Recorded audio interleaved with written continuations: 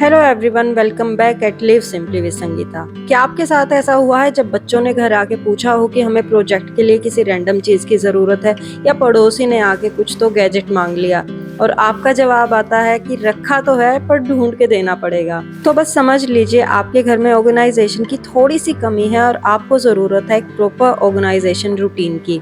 एक जापानी कहावत है, a place for everything and everything in its place, यानी हर चीज अपनी जगह पर होनी चाहिए और हर चीज की अपनी जगह होनी चाहिए। तो चलिए फिर आज देखते हैं कुछ ऐसे ही लाइफस्टाइल चेंजिंग हैबिट्स।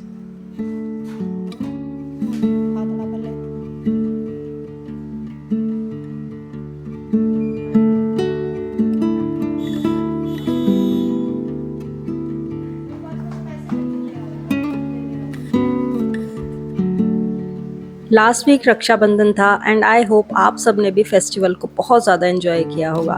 मेरे और मेरे हस्बैंड के लिए रक्षाबंधन बहुत ज़्यादा स्पेशल होता है क्योंकि उनके पास कोई बहन नहीं है और मेरे पास कोई भाई नहीं है। तो हमारे बच्चों के साथ ही हम मिलके ये मनाते हैं और हमें सच में बहुत ज़्यादा अच्छा लगता है। बहुत सारी ऐसी प्यारी प्यारी मेमोरीज इकट्ठा होती हैं जैसे जैसे बच्चे बड़े होते जा रहे हैं। बस राखी का दिन था, पूरा दिन बारिश होती रही, मेड ने भी छुट्टी कर ली थी और मुझे लगना पड़ा फिर से वही घर के कामों पर।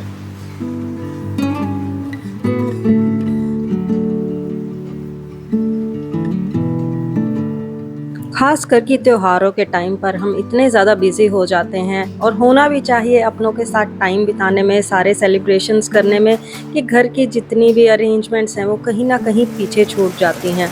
उस दिन मैं भी ज़्यादा कुछ कर नहीं पाई, बट उसके बाद जो मेरा घर फैला हुआ था, जहाँ देखूँ जिस कॉर्नर में देखूँ वहीं काम नज़र आ रहा था। कपड़े फैले पड़े थे, राशन था वो सेट करना था, बच्चों की तैयारियां करनी थी स्कूल वगैरह की, जाने कितने ही काम, मतलब घर का हर कोना मुझे फैला हुआ दिख रहा था। 2 से 3 दिन का ब्रेक लेते ही ये हाल हो जाता है। अगर सोचिए हम रूटीन से अपनी ऑर्गेनाइजेशन और क्लीनिंग ना करें तो उस घर का क्या हाल रहता होगा। नॉर्मली कहा जाता है a cluttered space is a cluttered mind. तो सबसे पहले तो मुझे चीज़ों को सॉर्ट आउट करना था, मतलब जो मेरे विजन में है उनको सबको मुझे क्लियर करके रखना था। 2 से 3 दिन के कपड़े धुल रहे थे, सूख रहे थे, बारिश की वजह से टाइम लग रहा था। सबसे पहले उनको फोल्ड करके लॉन्ड्री बास्केट में रख दिया, थोड़ा सा इस गेस्ट रूम को टचअप कर दे दिया, एक थोड़ा सा इसको ऑर्गेनाइज कर दिया। बट बहुत सारा काम अभी भी पेंडिंग था। अब क्योंकि राशन इस बार ऑलरेडी आ चुका था और पिछला राशन मैंने अभी तक हैंडल भी नहीं किया था, उसको सॉर्ट आउट करते हुए मुझे पता चला कि जितना भी मेरा ये देखिए ये सब सामान यहाँ पर रहता है, वॉशरूम का, क्लीनिंग का, उसमें से कुछ तो लीक हो चुका था। आई थिंक जो विम लिक्विड है वो लीक हो गया था और सब चीज़ों में फैल गया था। तो यहाँ पर हमें बहुत सारी चीज़ें पता चलती हैं कि जो ऑर्गेनाइजेशन की चीज़ें या जो तरीका हम इस्तेमाल कर रहे हैं हर बार वो सही नहीं होता, और इसी तरह से हम सीखते भी हैं चीज़ों को री इम्प्लीमेंट करना, नए तरीके ईजाद करना। तो सबसे पहले यहाँ की मैंने क्लीनिंग की, बहुत सारे टिश्यू पेपर खर्च हो गए क्योंकि ये उतरने का नाम ही नहीं ले रहा था। तो इसी से लर्निंग लेते हुए इस बार मैंने जो फ्रिज मैट मेरे पास एक्स्ट्रा रखे थे उनको मैंने नीचे की तरफ लेयरिंग के तौर पर लगा दिया है और उसके बाद मैं बाकी का स्टफ रखने वाली हूँ। ऑर्गेनाइजेशन का बेस्ट इफेक्ट ये है कि जब आपका घर ऑर्गेनाइज हो तो आपको एक सेंस ऑफ कंट्रोल आता है। मतलब आप चीज़ों को कंट्रोल कर रहे हैं, सिचुएशंस आपको कंट्रोल नहीं कर रही हैं, और ये बहुत ज़्यादा मैटर करता है आपके मेंटल पीस के लिए। अब क्योंकि पिछला सारा बचा हुआ सामान मैं सॉर्ट आउट कर चुकी थी, तब मैंने जाकर नया राशन है उसको ओपन किया, सारी चीज़ें निकाली, एक एक करके लिस्ट के साथ चेक की कि क्या चीज़ आई है, क्या चीज़ मुझे रिक्वायर्ड थी। क्योंकि बहुत बार ऐसा होता है हम लिख के कुछ देते हैं और हस्बैंड लेके कुछ आते हैं। इस बार भी कुछ तो ऐसा हुआ है क्योंकि मैंने फियामा डिविल्स के सोप लिखे थे और हस्बैंड बॉडी वॉश ले आए हैं।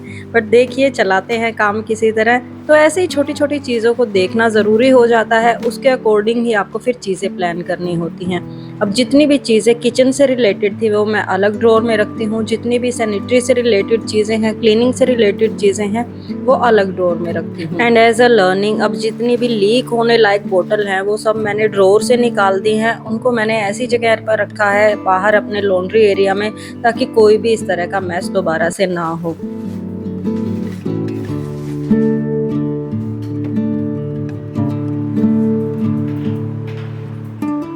इस राशन के सामान में एक पैकेट लीक था, यानी थोड़ा-सा फटा हुआ था, जिसकी वजह से पूरा सामान निकल रहा था, तो उसको भी मुझे बॉक्सेस में डाल के तुरंत ही रखना था। अगर नहीं सँभालते हैं तो ऐसी-ऐसी चीज़ें फिर ख़राब होने का चांसेस रहता है। और जहाँ जो चीज़ दिखती है उसको थोड़ा-सा सॉर्ट आउट करते चलें। अगर आपके आस-पास का एरिया क्लीन रहता है ना, तो आप प्रॉपर प्लानिंग कर पाते हैं, चीज़ों को बेटर वे में ऑर्गेनाइज़ कर पाते हैं। तो जो भी बॉक्सेस मेरे पास खाली रहते हैं, मैं उनको अलग से अलमीरा में रख देती हूँ, और जैसे ही मुझे कोई अर्जेंट नीड होती है, तुरंत ही चीज़ें डालनी होती हैं, फिर मैं वहाँ से लाकर उनको फिल कर देती हूँ। तो जितने भी ये ग्लास जार है, मैदा वगैरह है, मैं फ्रीज़र में रखती हूँ, तो मैंने फ्रीज़र के जार में इनको डाल दिया है। काम को पोस्टपोन करने की बजाय तुरंत ही आप करते हैं, बहुत ज़्यादा टाइम नहीं लगता है, टाइम उतना ही लगता है 2 से 4 मिनट। बट जब उसको हम सोचते रहते हैं और प्लान करते रहते हैं, तब करेंगे, अब करेंगे, तो छोटी-छोटी चीज़ें भी हमारे माइंड में एक जगह बना लेती हैं। यानी हमारा माइंड एक तरह से इतना ज़्यादा ऑक्यूपाई हो जाता है, हम सोच ही नहीं पाते हैं कि उसके बाद करना क्या है। ये सारे जार मैंने फ्रीज़र में लगा दिए थे, और देखा तो राखी के टाइम पर आए हुई चॉकलेट्स वगैरह फ्रीज़र में इसी तरह रख दी थी बच्चों ने। इनको भी मुझे सॉर्ट आउट करके रखना था। इतना सारा स्टफ़ हो जाता है, तो उस टाइम पर इस तरह के ऑर्गेनाइज़र बहुत ज़्यादा हेल्प करते हैं चीज़ों को रखने में। हम इनको बेशक चाहे कितना भी प्लास्टिक का कचरा बोले, बट ये बहुत ज़्यादा हेल्पफुल होते हैं इस तरह की स्टोरेज को ऑर्गेनाइज़ करने में। आपके फ्रीज़र में या तो आपके किचन में जब चीज़ों को, इस तरह की छोटी-छोटी चीज़ों को ऑर्गेनाइज़ करके रखना हो, तो मुझे तो ये बहुत ज़्यादा बेटर सॉल्यूशन लगते हैं।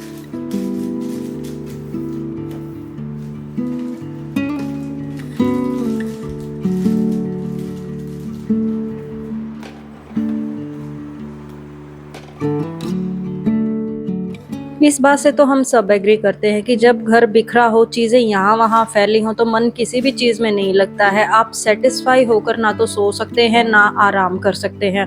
तो एक बार चीज़ों को हल्का-फुल्का क्लीन अप आप कर दें, चीज़ें अपनी जगह पर रख दें, ऑटोमैटिकली आपके रूम की, आपके घर की वाइब चेंज हो जाती है। ये आप सबने महसूस किया होगा। और आप जब ये सब हैबिट फ़ॉलो करते हैं, तो आपको देखकर आपके बच्चे भी बहुत कुछ सीखते हैं। उन्हें पता होता है कि घर को इस तरह से रखना है, अगर घर फैला हुआ है तो वो नॉर्मल नहीं है, हमें उसको सॉर्ट आउट करना है। धीरे-धीरे छोटे बच्चों में, बड़े लोगों में, सब में ये हैबिट जनरेट होने लगती हैं। आई डोंट नो, बहुत ज़्यादा टाइम लगता है, बहुत से लोग बोलते हैं कि नहीं करते हैं घर के बाकी लोग, लेकिन अगर आप एक हैबिट बनाएँगे तो कहीं न कहीं थोड़ा बहुत असर सब लोगों में जाता है कि चीज़ों को बिखरा हुआ रखना नॉर्मल नहीं है, चीज़ों को ऑर्गेनाइज़ करना ज़रूरी है।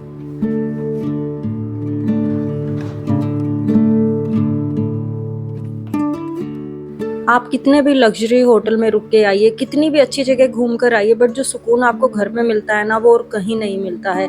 रीज़न सबके अलग-अलग हो सकते हैं घर को साफ़ और ऑर्गेनाइज़ रखने के लिए। कुछ लोग खाली सेल्फ सैटिस्फैक्शन के लिए भी ऐसा करते हैं, और शायद मैं भी उनमें से एक हूँ। जब मेरा घर वेल सेटल्ड होता है, बड़े अच्छे से ऑर्गेनाइज़ होता है, तो इतना ज़्यादा रिलीफ़ मुझे लगता है, और उसके बाद फिर आराम करने में मज़ा ही अलग आता है। और एक बेनिफिट ये है कि आप अपना घर हर टाइम ऑर्गेनाइज़ रखते हैं, आपका घर हमेशा गेस्ट रेडी रहता है। अब अगर घर में कोई भी अचानक से बिना बताए आ जाए, तो आपको टेंशन लेने की ज़रूरत नहीं है। एटलीस्ट आपका घर इस कंडीशन में मिल जाता है कि आप किसी को वेलकम कर सके, घर में बैठा सके।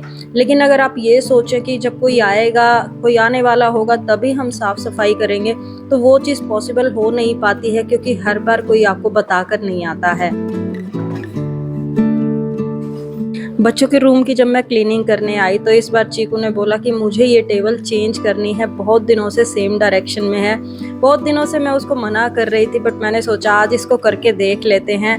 मैंने उसको बोला भी, अगर ये अच्छे से नहीं रहा, ये काम नहीं किया, तो हम इसको फिर से चेंज कर देंगे, और वो एग्री हो गया, क्योंकि वो ही अब यहाँ पर बैठकर पढ़ने वाला है। और जब बच्चों को आप इन चीज़ों में इन्वॉल्व करते हैं ना, तो वो सीखते हैं, वो समझते हैं कि कोई चीज़ मना क्यों की जा रही है, या किस तरह से हम चीज़ों को ठीक ढंग से कर सकते हैं, क्या हमारे लिए एफिशिएंट रहेगा। यानी आप उनके लिए एक फ्यूचर लर्निंग उनको प्रोवाइड कर रहे हैं। तो ये टेबल को हमने कर दिया है सेट इस तरह से, डायरेक्शन भी प्रॉपर है जो होनी चाहिए बच्चों के स्टडी एरिया के लिए, और साइड में ये मैंने ड्रॉर्स भी लगा दिए हैं। उसकी सारी बुक्स वगैरह जितनी भी एसेसरीज़ हैं वो यहाँ पर आ जाएंगी। देखने में एरिया काफ़ी सॉर्टेड और अच्छा लग रहा था। अगर ये पोजीशन काम करेगी तो मैं इसी को कंटिन्यू करूँगी।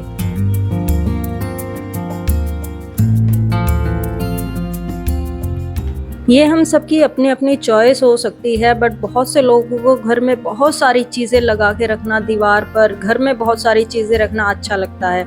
बट मैं कोशिश करती हूँ कि जिन जिन चीज़ों की ज़रूरत है मैं खाली वही रखूँ। डेकोरेशन पीस सिंगल 1 या 2 मैं रखूँ, इससे ज़्यादा नहीं, क्योंकि उनकी ज़्यादा क्लीनिंग करना और घर का एक जो लुक है वो क्लटर्ड आता है। तो मुझे थोड़ा सा नीट एंड क्लीन लुक पसंद है, इसलिए मैं चीज़ें भी थोड़ी सी कम ही रखती हूँ।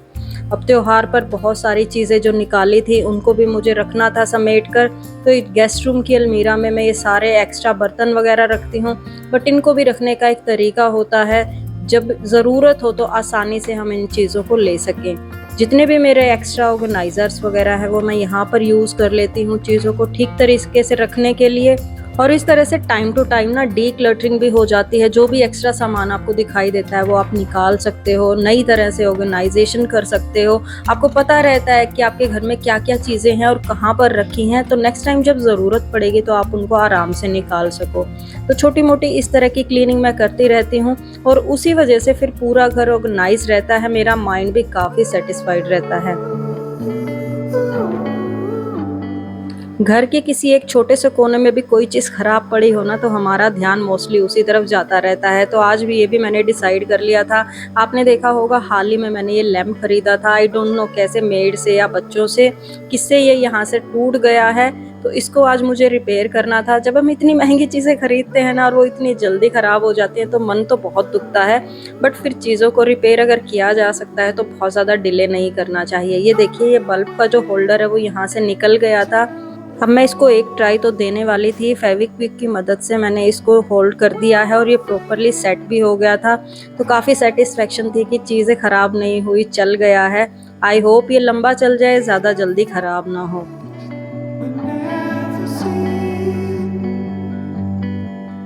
So this was all for today's video. I hope आपको इस वीडियो से कुछ ना कुछ हेल्प ज़रूर मिलेगी। मैं आपसे मिलती हूँ अगले हफ्ते।